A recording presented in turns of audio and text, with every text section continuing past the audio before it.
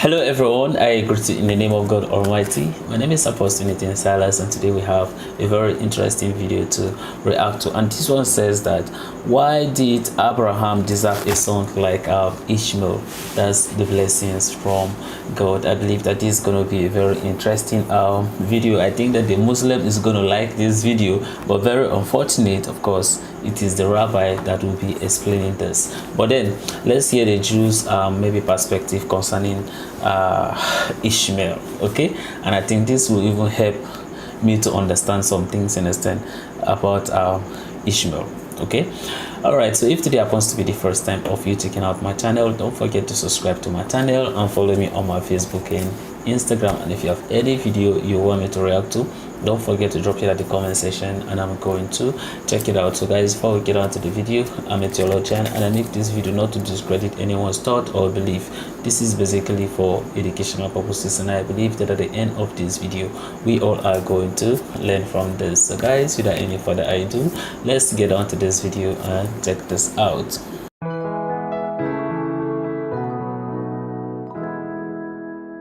not a question, it's a more advice. I'm asking for advice. Yeah. I was driving today with my older one, and all of a sudden, with my older child. Yes. So she's 15 and a half. And all of a sudden, she started to tell me, Mommy, I have two feelings to Abraham. And it's like the first one, I love him, I respect him as a father of Jewish nation. And the other one, I don't really understand him. And she saw the news before. And then she says, I really don't understand how this holy man can give a birth to Ishmael, and we all, then the Jewish nation has to suffer after, like, you know. So, like, she told me, Mommy, what do you think? It's a normal feel, huh? What about Ishmael? He can understand why Avram have a son like Ishmael. How could he have a son like Ishmael? Yes. Well, why is it Avram's fault if he has a son Ishmael? And that she's blaming him for having such a son? No, she's not blaming. She just like, Mommy, this is like, how is the holy man like him can have a son like, and from this son, she's trying to tell me like, from Ishmael we have the nation, like a Muslim nation who makes all, they do the problem right now to us. And she saw the news with all the Hebrew cemetery and all the pictures online, and she says, Mommy, look, this is normal. Oh, like, so no, how could a unholy person come out from a holy person? That's what she's asking. How's the holy man like Abraham can have a son? You know, after him, the kids like... Well, this is a very broad kind of question, but let me try to bring out some of the points. According to the Kabbalists, we have to understand that Avram Avinu, he had a son Ishmael, his son Yitzchak. He was the righteous one, right? Yitzchak also had an Esav. The same question: how can Esav have an Esav? Esav maybe worse than Ishmael. I don't know who's worse, but it's a toss-up.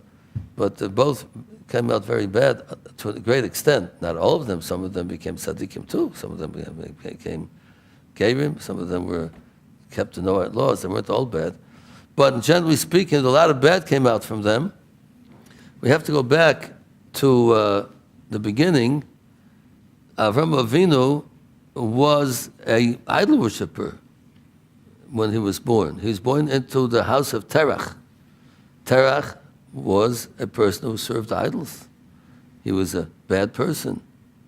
And Avram was born from Terach. He lived in this house. And he also served idols until he was at least 3 years old, maybe a little more than that, question how long. Until he finally realized that this is ridiculous, these idols, and he went against it, and the whole stories how he went against his father and broke the idols, whatever. But in the beginning, he was in the same boat as everybody else. He was born into such a family. So we're told, according to the Kabbalists, that in order for Avram Avinu to be able to set up a holy nation, which eventually came out from the Jewish people, being the Jewish people, he didn't have children until he was 90, almost 100 years old, 99, 100 years old, till when he had Yitzchak. Why so late? Because he was working on himself, to perfect himself, to rid himself from all the bad that he was into before he recognized God. He worked very hard on himself, perfecting himself over and over again. And he had some bad within him, and that bad, we're told, went out in Ishmael. His good went out to Yitzchak, and the bad went out to Ishmael. He had Ishmael before Yitzchak, because that was within him, the bad of Ishmael, even though Ishmael didn't have to be bad. He had the choice to be good. But he's not the holiness of Yitzchak. So that unholiness with Avram Avinu went out into Ishmael. And therefore, later when he had Yitzchak, he was much higher level of Kedusha than he was before he had Ishmael. Therefore, then he was ready at 100 years old to have Yitzchak to be such a holy person. Still, in Yitzchak, since he came from Avram, it still was not perfect yet. Yitzchak worked on himself to perfect himself, but still, he had an Esav coming out from him, because the badness that was still residue, that was left from being the son of Avram, who was the son of Terach, who was the son of people who were wicked people, there was some residue left in Yitzchak also.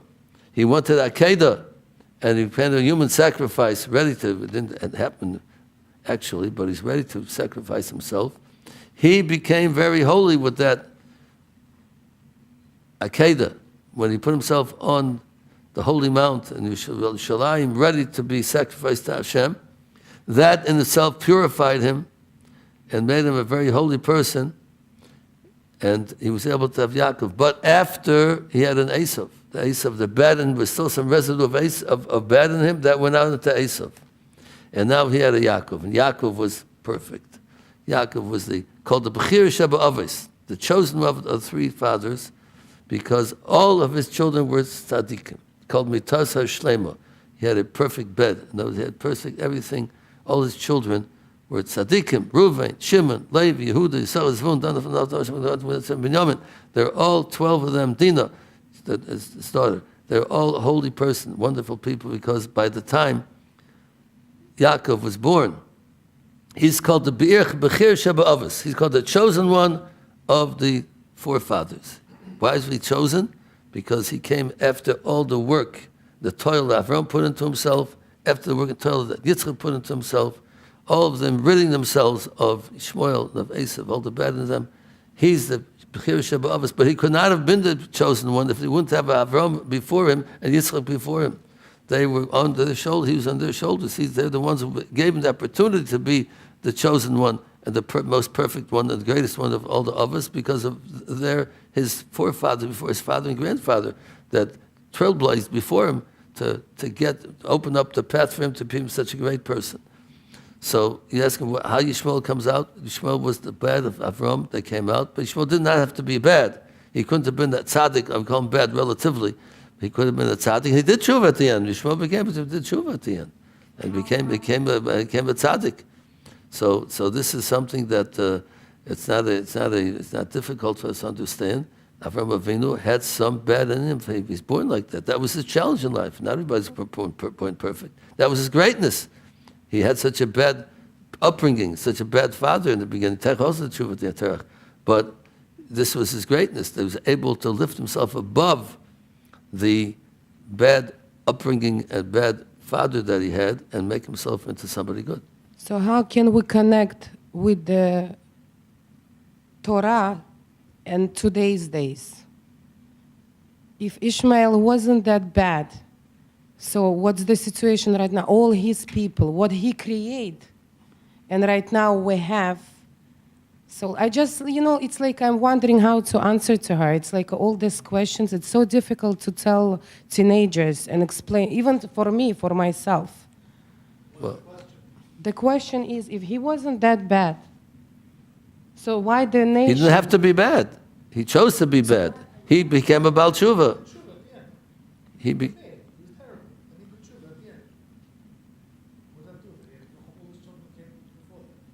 His children could be good people. His children could be tzaddikim also. And a lot of them are. A lot of Arabs are not all bad. I think a lot of them are afraid to be good because they'll shoot him, they'll kill him. so they're afraid to say anything. But not all the Arabs are bad. That's what the Torah Karta, who was against the state of Israel, they're all screaming that before they started the state of Israel, we were living with the Arabs. We're getting along with them. By making the state of Israel, we got them to hate us. And therefore they're against the state because they feel that the Zionists who created the state caused a very bad hatred with the Arabs for the Jews. If they wouldn't have made the state of Israel, we would still be living together in peace, basic peace, and we wouldn't have these problems. So the Arabs are not all bad. They don't have to be bad. A lot of Arabs became also converted to Judaism. A lot of them converted to Judaism and are part of the Jewish nation today. But a lot of Jews are bad too. I hate to say, no. Jews have the challenge, and they could go Bravo Sour also. Everybody's a challenge, and we can have free choice. Wow, that's a very interesting video. Listening to this rabbi explaining Ishmael. We all believe that, of course, and we all know that when God called Abraham, of course, they were worshiping idol. Okay, that's what you understand you are doing.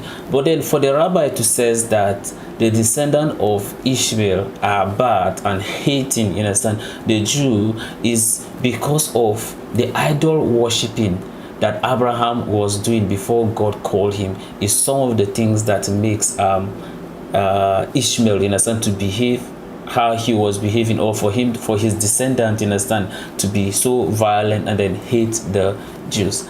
I don't think that, you understand, this even makes sense. Because if you look at it in a sense critically, let's look at it this way. We all know that, you understand, that Hagar came from Egypt. Okay, she was actually a princess from Egypt. Okay, that when Abraham, you understand, came to Egypt and then they are living there, from there she really loved, you understand, Abraham, like the family and how they conduct themselves. So she was actually there. She actually left her princesshood and then therefore traveled back to him when Abraham, you understand, was living, you understand, Egypt, right? So if you look at it critically, then you realize that Hagar was actually from a family that are very pious. Okay, and how come, you understand, if she decides to follow Abraham and at some point Sarah says that she cannot give birth, then maybe you should take her and make her a wife, and then if they can be able to at least bear a son before all those dramas, you understand, happen.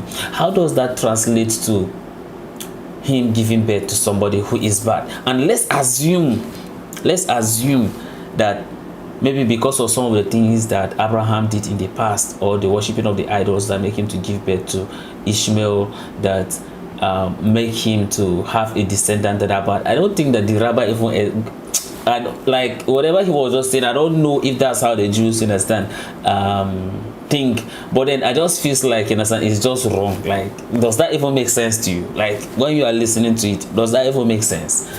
You get, it does not even make sense. Okay, so how does that translate to Esau and Jacob? You see, is it still because of the Abraham, you understand, previous idol worshipping that he was doing that resulted of him to have Isaac, and then Isaac gave birth to Esau and Jacob? So what now happened, you understand, to Esau? Do you understand? Is it because of those that makes God not to bless Esau but rather blessed Jacob? And what now happened to the 12 children of Jacob, that Joseph finally become, you understand, or Yusuf finally be the blessed one? Do you understand? Does those things even make sense? Whatever, you understand, the rabbi, it does not just make sense to me. I don't know if I'm the one, you understand, hearing this, but then I think that some of you, you understand, actually listening to the rabbi explaining this, whatever he was saying does not even make sense to me. But then probably whatever he was saying, or if I am wrong, then fine. I would also like to hear from some of you, okay, to tell me your own thought, in a sense, concerning this, because whatever he's explaining does not even make sense. I just feel like we as human beings, of course, we have a choice, right? And if somebody decides to do evil, that evil is not supposed, you understand, to be linked to the person, you understand, religion. And then therefore, because the person is from a particular religion and do something that is evil, then we says that, okay, it's the whole religion. I think that that is wrong. And I think that that's the kind of class of thought that probably this rabbi may be coming from. It is wrong in a sense to look at the whole religion and says that they are wrong because of some kind of person, and that there is no way that is actually written. That's even in the Bible that states that Ishmael did anything bad, aside from how, in a sense, it was talking about when Sarah sent them away with Hagar, and then the angel came when they are in the desert, and they have there is no way that is being written that Ishmael do anything that is bad in the Bible. There is no way. So we all know that, of course, that the Muslim are from the descendant of this thing, but then you don't expect that because of somebody want to maybe do a terrorist or do something bad to some set of people, then was like Allah is grace, Allah who Akbar, then automatically means the person is a Muslim. What if the person is just saying it and he's not a Muslim? So it will not be good for us to generalize it, and because of the way people like to generalize some of these things, is one of the reasons why I see the world are finding it difficult to fight terrorism. Why? Because people like to generalize with a particular religion. What is wrong? I know a lot of good Muslims. I have stayed in a Muslim house. They are very good people. So where did we get all these things by relating it to Ishmael? This rabbi is talking about because of the idol worshiping that Abraham did before God called him is one of the reasons that makes him to give birth to Ishmael, and then Ishmael having a descendant that are actually terrorizing the world. It does not even make sense to me. But anyway, I would like to hear your thought and opinion concerning this at the comment section, and may God bless you as you do so. So this is the end of my video. If you like my reaction, you should like, share, and subscribe. If you have any video you want me to react to, don't forget to drop it at the comment section, and I'm going to check it out. So guys, you remain blessed, and I see you in my next video. Bye bye.